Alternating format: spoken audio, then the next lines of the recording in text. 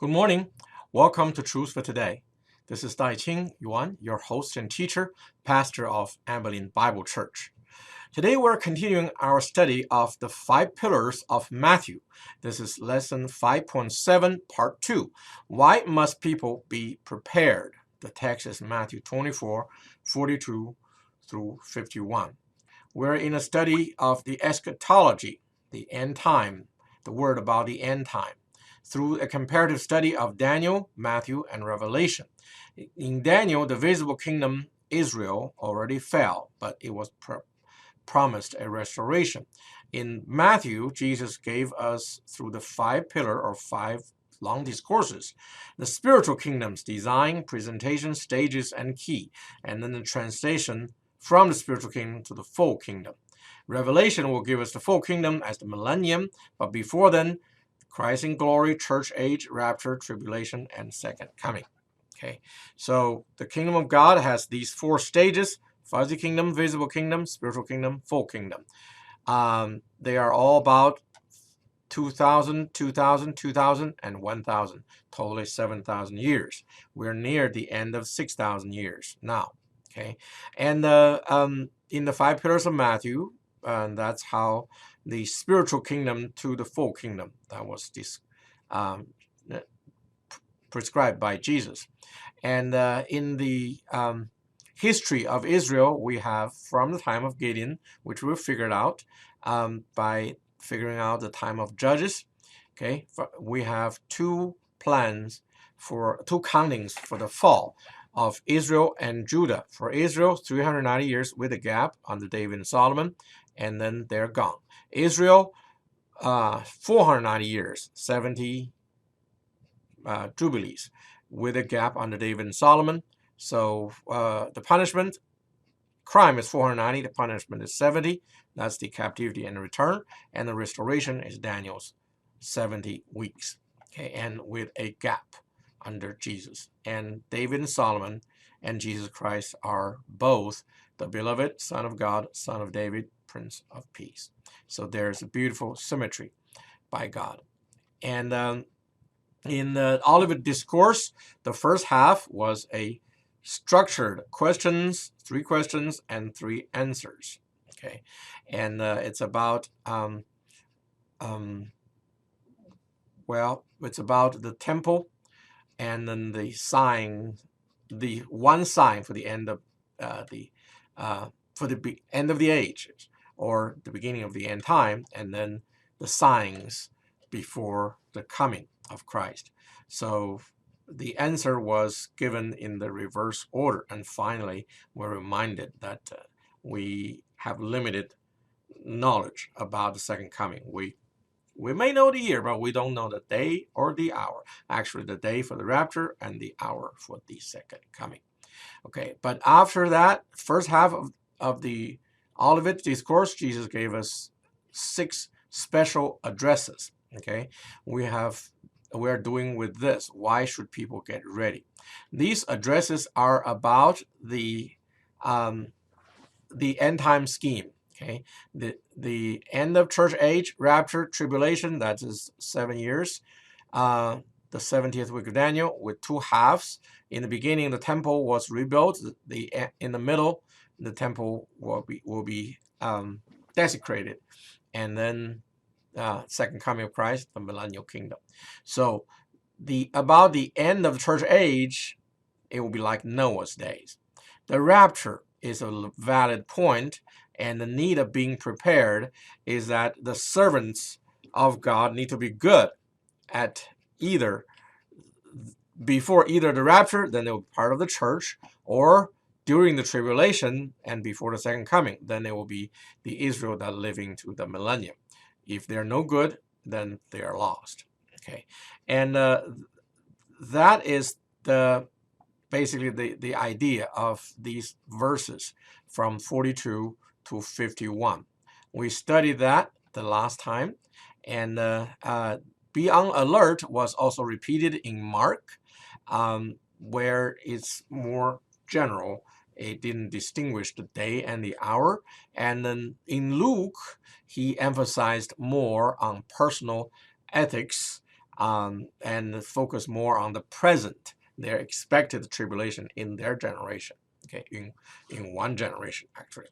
Okay, so those are what Jesus told his disciples, who are his servants, and the Jews, who are also his servants. He told them, you need to be good, either in believing me as the God, then you're a Christian, or believe me as the Messiah, then you go through the tribulation. But they have to be good in both, either one. Okay, and it is related to the issue of imminence. There is a doctrine of imminence. Today, it's popular in seminaries of the dispensational persuasion. They believe that the rapture is any time. Thus, imminence. Okay, be prepared to see Christ. In a sense, we should be, because we could die any moment. But in another sense, is the rapture thus the beginning of the end time proper any time? Or is there a specific time when it is most likely? Well, we need to look at the doctrine of imminence. Was there such an idea? Was that historically held? And how many of them have been held before? So first, let's look at the doctrine of imminence in the first century. Jesus distinguished the three events or procedures in answering the three questions of disciples in Matthew 24:3. Okay, the first century event is the fall of the second temple. And Jesus said it would be within one generation. From 33 in one generation, 40 years is 73. And then minus 7 years of tribulation is 66. So 80-70 is in the middle of the first century expected tribulation. And Jesus' prediction came true. And that's the first question about these things, the fall of the temple. And then the beginning of the end time, that's the restoration of the fig tree, in other words, Israel, most likely the state of Israel. And this came true in AD 1968. And then he also said, what's the signs in the end time proper, the tribulation and the second coming. Okay, so those are the three questions and three answers in the first half of the Olivet Discourse. As all people who want to see God's kingdom in his own lifetime, such as in Acts 1:6, when the disciples asked Jesus, when will you restore Israel and restore the kingdom of God? In their mind, the visible kingdom. In other words, Israel being the first nation of all nations. Okay, and they are expecting Jesus to do this. That Jesus said, well, the time is not known for me or for you. Okay, because it's only known by my Father. Of course, that's when Jesus was on the earth, and when he ascended, he would know the time. But at that time, he wasn't, okay, before the ascension. Now, the disciples combined that all of the three questions and three answers into one, ignoring that the fig tree, that is Israel, has to be destroyed first with the fall of the temple and then be restored with the state, then the temple. Okay? So they did not consider that the fig tree is means the destruction of Israel, then the restoration. Okay, and so they perceived that the tribulation is in one generation, 40 years. Thus, before AD 73. So 33 plus 40 is 73. 73 minus 7 is 66. That's the time Jesus was expected to rapture the church, and when it didn't happen, then the thousands of Jews who believed in Jesus as the Messiah, but also zealous for the law, they stopped believing in Jesus as the Messiah. They turned back to the zealots. What did that tell us about their faith? It was not genuine from the beginning, because they didn't believe Jesus as he said he is. That he would come twice. The first time is fulfilling religious duty and just being the high priest and prophet. Second coming as the judge and the king.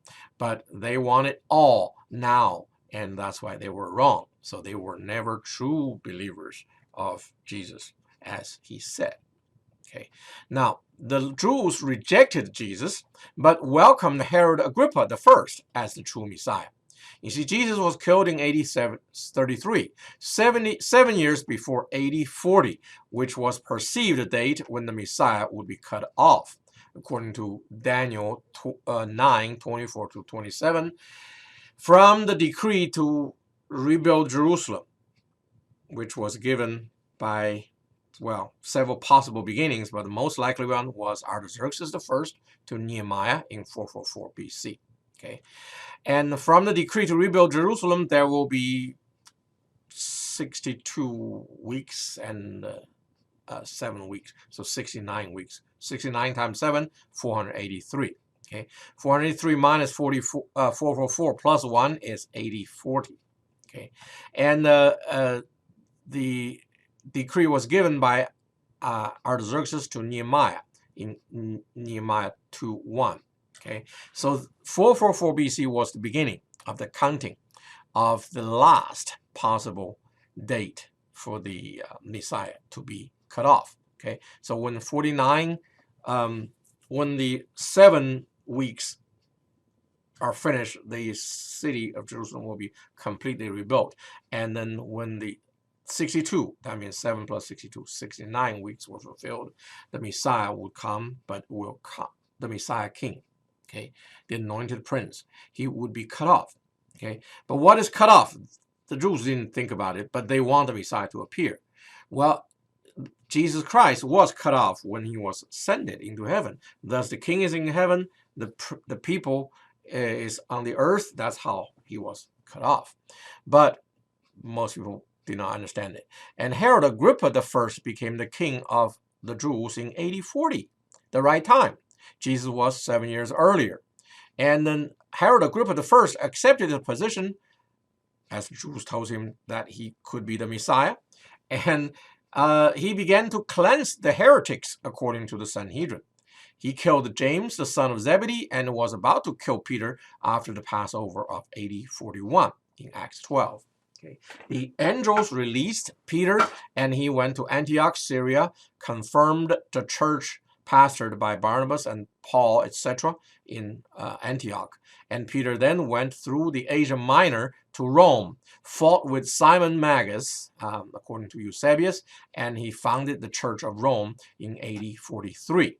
And Herod Agrippa died in a bug bite in AD 43. So he just ruled for 3 years, and due to a bug bite, because when people said that you must be God because of dressed with shiny clothes, and he didn't deny it. He believed he must be God. Why? He believed he was the Messiah, as people told him.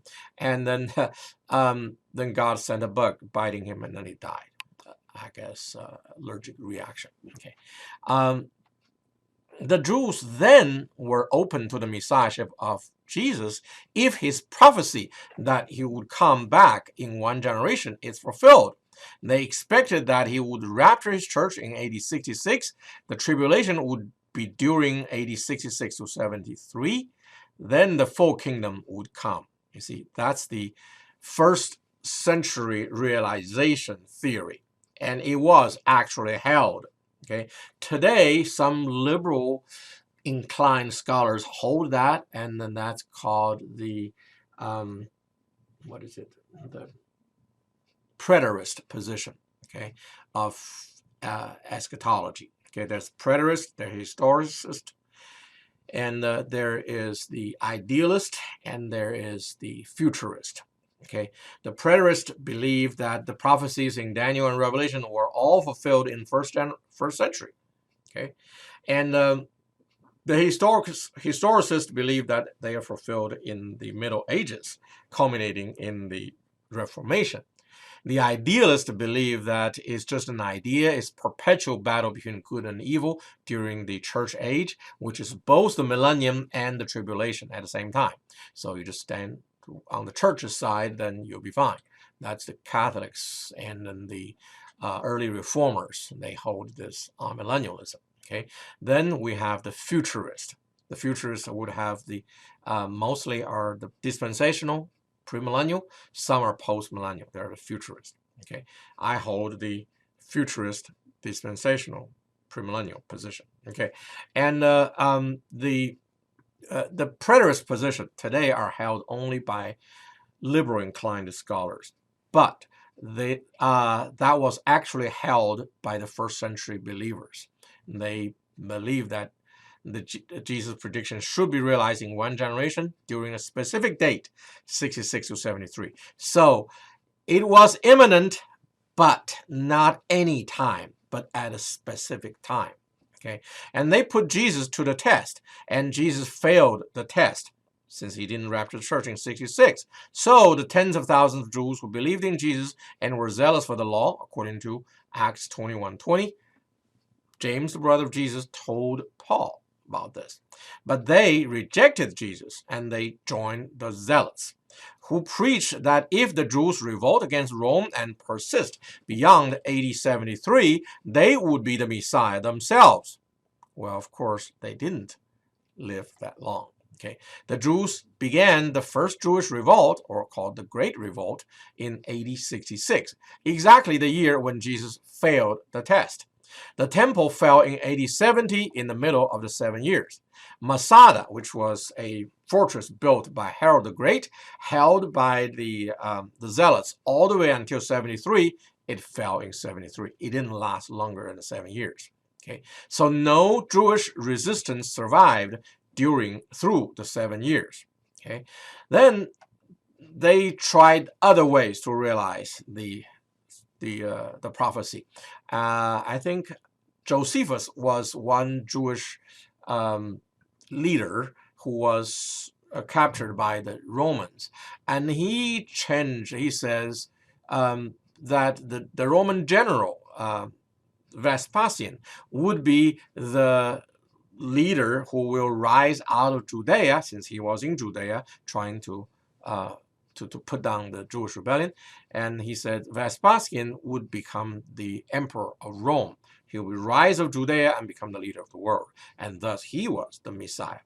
Okay, well, that came true to a certain extent. Vespasian did become the king of Rome in AD 70, in the year of 4 emperors. Okay, so Vespasian gave Josephus a good land, good villa, good pension, so Josephus could write the history. Okay, but that was only one way. But the other Jews, the only Jewish sect that survived AD 70 was the Pharisees.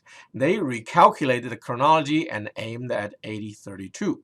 They counted AD 70 as the 490 year from the fictitious date of the fall of First Temple. It should be in 586 BC, but they said, no, it's AD 70 or Tishri year 69. Moving ahead or to the past, 490 years, which is 422 BC. Okay, so it's a fictitious date, but they set the ideal date because they want the fall of 2 temples to be 490 years apart, 7 times 70. Okay, and then after 170, the beginning of 420 years would be the beginning of the 69 weeks. So they counted 483 years from there. Then 483 minus 420 is 63. 70 plus 63 is 8133. The Tishri year begins in the fall of 8132. Okay, so they aimed at that year as another potential date for the Messiah to come out and then be cut off. Well, who came out? A guy named Simon Bar Kokhba came out. He started another revolt. He claimed to be the Messiah. That Bar Kokhba means the son of the star of Jacob in the book of Numbers. And then many Jewish rabbis believed that he was the Messiah, including Rabbi Akiba. Okay, and then Akiba died in this false faith. He was tortured to death by the Romans for keeping faith in Simon Bar Kokhba. But Bar Kokhba failed in AD 135. Okay, and that's imminence. In the first and second century, they are imminent, but at a specific date. Okay, sort of imminent, but not any time. And then imminence in the later years include the author of Epistle of Barnabas, who wrote between AD 70 to 135. He believed that the second coming should be at the 6,000th year from creation. But the church at that time adopted the chronology of the Septuagint, the Greek translation of the Old Testament, which added 100 years to each of the 20 generations, okay, before Abraham. And thus they added roughly 2,000 years, slightly less. So the date could be close to the early church. And Jesus failed that expectation again. The Jews produced 50 messiahs since Jesus, from Bar Kokhba to Rabbi Schneerson. The later ones turned Luciferian. Okay, the Sabbatai Zevi claimed messiahship in AD 1666. What a number, okay?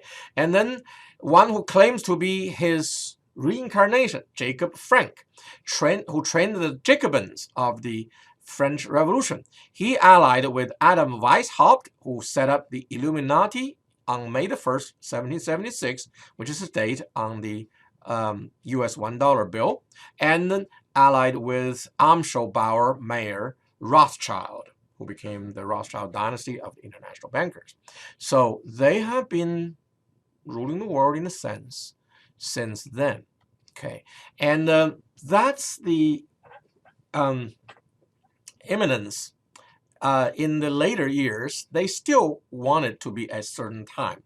They are imminent, sort of, but specific, sort of. Okay, so imminence in the 20th century, including this: the evangelical church, which adopted dispensationalism, expected and accepted the restoration of the state of Israel as the fig tree producing leaves again. And that will happen in 1948. Another special date is the time when Israel occupied the Temple Mount in 1967. So those two became the beginning of counting dates of the dispensationalist evangelicals.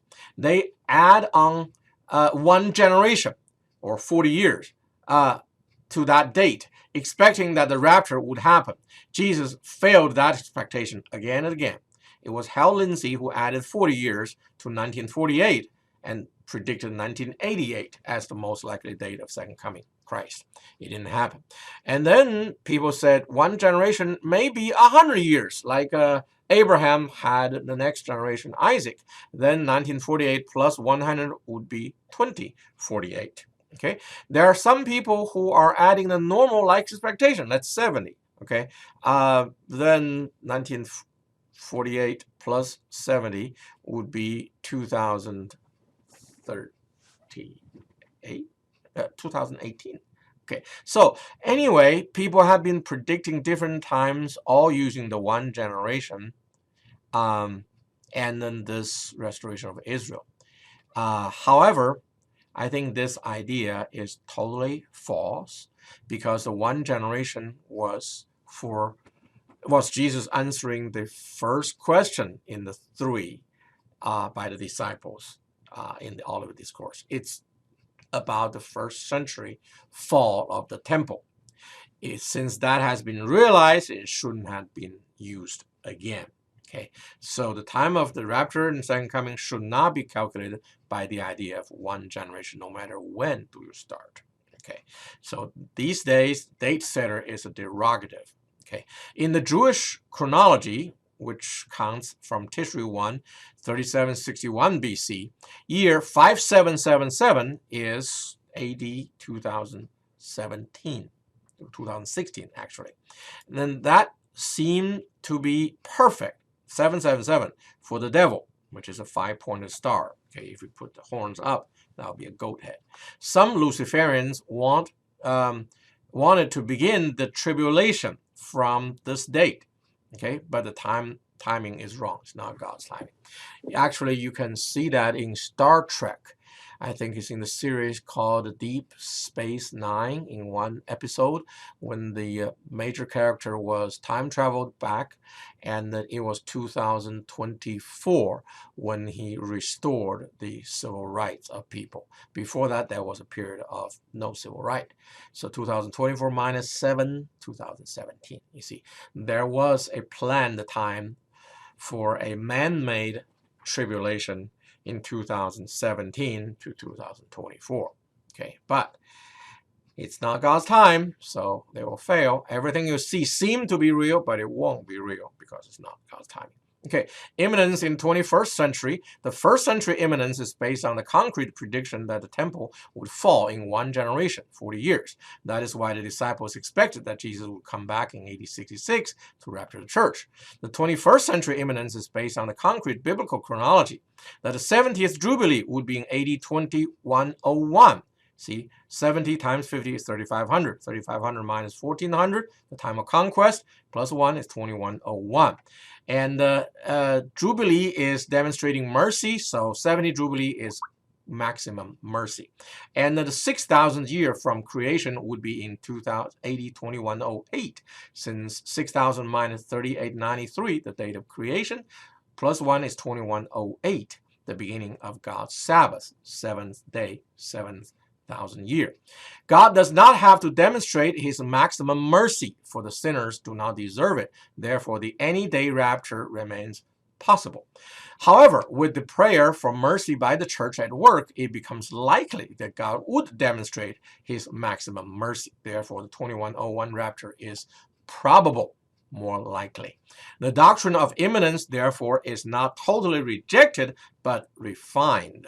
We still need to be prepared to face Jesus because of our own likely death and resurrection. Those who can live to 2101 can expect, with a high probability, to be raptured without going through death. May God bless his word.